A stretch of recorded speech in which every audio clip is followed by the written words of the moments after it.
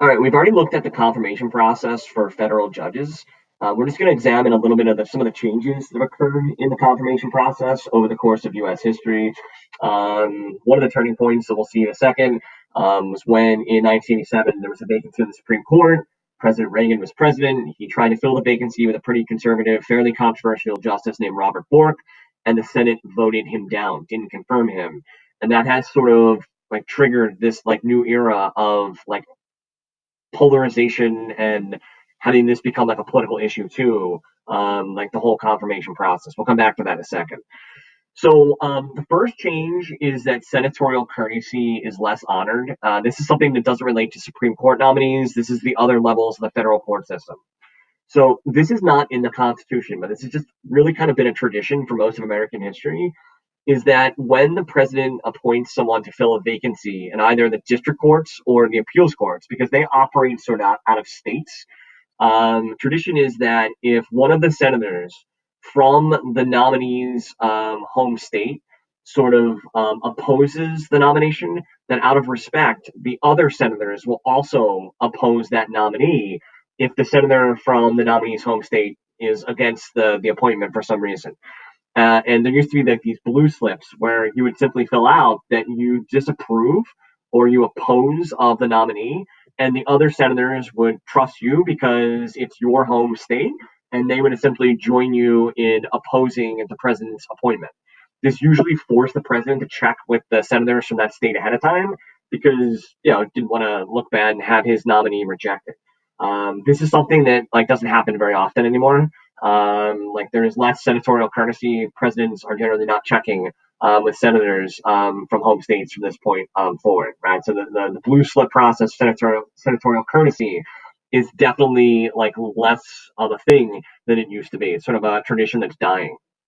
Secondly, especially for Supreme Court hearings, like the Judiciary Committee hearings that we've talked about, they weren't even like a thing until 1951, and that's no surprise, because this corresponds with sort of like the invention of TV, and senators realized that they could get great publicity for this. So, like these televised committee hearings weren't even really a thing. I mean, committee hearings themselves weren't a thing until like the early 1950s. And you see a picture of Justice Kavanaugh, who had to go through this process several years ago, and this has become like a very politicized, very public, sort of like ratings bonanza. But this is relatively new, and this corresponds with the advent of TV, and obviously gets a lot of attention from the senators that are on the Judiciary Committee conducting sort of this very public interview of the nominee. Also, as I mentioned, it used to be that the Senate would just rubber stamp, meaning they would just approve whoever the president nominated. That's not the case anymore. These hearings, like everything else, have become very partisan, and it's not as much based on whether or not the person would do a good job. It's more based on their character and their ideology that you may disagree with. So this is just a quick video that sort of highlights like how this has sort of evolved throughout the course of American history. It was once rare for Supreme Court nominations to become partisan standoffs. Ruth Bader Ginsburg, who remains one of the court's leading liberals, and Antonin Scalia, one of its longtime conservative pillars, were both confirmed with support from more than 95 senators. The Constitution gives senators the right to offer advice and consent, but for most of U.S. history, they deferred to the president. When they blocked a nominee, it was for ethical or legal reasons, not ideological ones. That changed in 1987. In Robert Bork's America, there is no room at the inn for blacks and no place in the Constitution for women. And in our America, there should be no seat on the Supreme Court for Robert Bork. The Senate's liberal lion, Ted Kennedy, greeted Robert Bork's nomination with an immediate blast, portraying the conservative judicial hero as a dangerous extremist. Bork was up to replace the swing vote on the court and tilt it in a conservative direction. Abortion rights and civil rights groups mobilized. My position. Bork's professorial answers in hearings did not dispel the image that he was detached from modern society.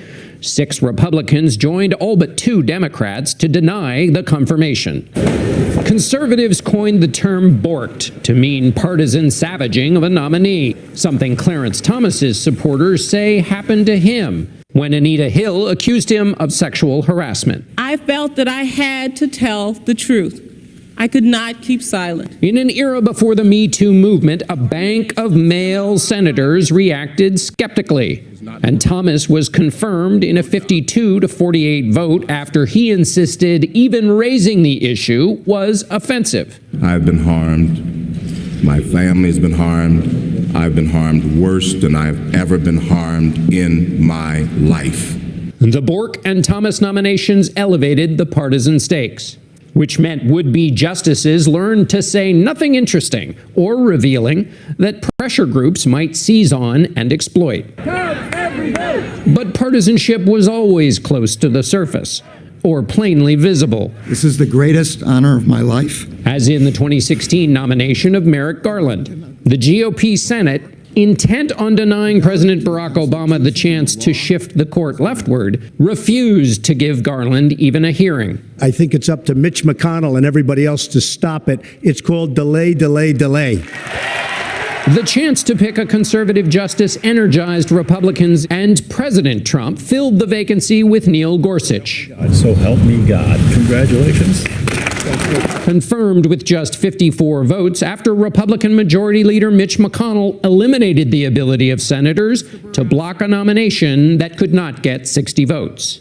Thank you, Mr. Chairman. Like Bork, Brett Kavanaugh would replace a swing vote, Anthony Kennedy, and cement the court's conservative majority for decades. Whatever the outcome of the Kavanaugh nomination, it will go down as another chapter in this escalating history of cut and thrust. All right, so they've definitely become more politicized. Along with that is that interest groups definitely are much more involved in sort of like trying to persuade people to put pressure on their senators to vote for or against these nominees. So this is a quick example again from the Kavanaugh hearings from a couple years back involving the influence of an interest group. President Trump has nominated another great judge for the Supreme Court, Brett Kavanaugh. He treats everyone fairly and has a record of applying the Constitution just as it was written. So Heidi Heitkamp has a decision to make. Does she support Kavanaugh and prove she's on the side of the president and you? Or does she side with the radical liberals in Washington, D.C.? Tell Heidi Heitkamp her decision on Kavanaugh is something you won't forget. So again, something that was once unheard of, like campaign commercials, essentially for Supreme Court nominees, are pretty commonplace now from interest groups. The other change is that it used to be, like anything in the Senate, that the minority could filibuster, right? And that was ended in 2013. For like lower level like nominees. So the Democrats were having under Obama a little bit of a difficulty in getting some of Obama's lower level appointments confirmed, despite the fact that they held the majority because the minority Republicans were filibustering some of these nominees. So because the filibuster isn't like constitutional, it's just like in the rules of the Senate, the majority can rewrite the rules of the Senate anytime they want. And one of the things they did back in 2013, led by then Senate Majority Leader Harry Reid, the Democrat from Nevada, essentially rewrote the rules so that the filibuster couldn't be used for like lower level appointments. It still would be preserved for like Supreme Court nominees, but you couldn't use this to block like lower level judicial nominees. A lot of people warned him not to do this because clearly the Republicans would be in the majority at some point, and perhaps they would rewrite the rules to their favor. But nonetheless, it happened. They were able to get many of Obama's lower court level nominees approved because they eliminated the Republican filibuster. And then things come to a head. In February of 2016, Justice Antonin Scalia dies. He's one of the more conservative justices on the Supreme Court. And essentially, President Obama nominates Merrick Garland, a liberal, to replace Scalia on the court. And this would essentially tilt the court in favor of the liberals having a majority, which they hadn't had in a while. On March 13th, 2016, Senate Republicans announced their plans to block Obama's nomination because he had less than a year left in his presidency. And Garland was never actually given a vote. At this time, the Republicans are in the majority. So they just decided they were never going to allow Garland essentially to have his vote. They just sort of like let the clock run out. And their argument was that the election in 2016 should not just be about filling the vacancy, but also deciding the direction of the Supreme Court. You know that in November of 2016, Trump defeated Clinton in the 2016 presidential election.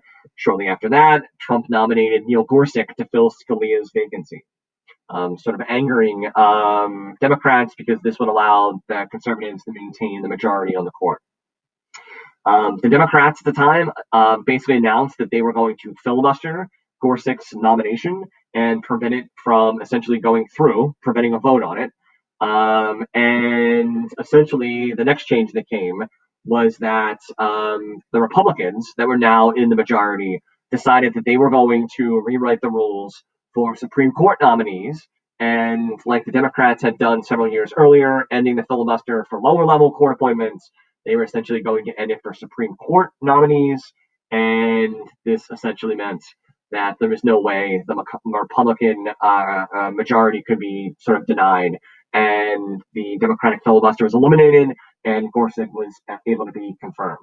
So you've had a couple changes to the filibustering rules as well throughout the course of American history involving judicial nominees.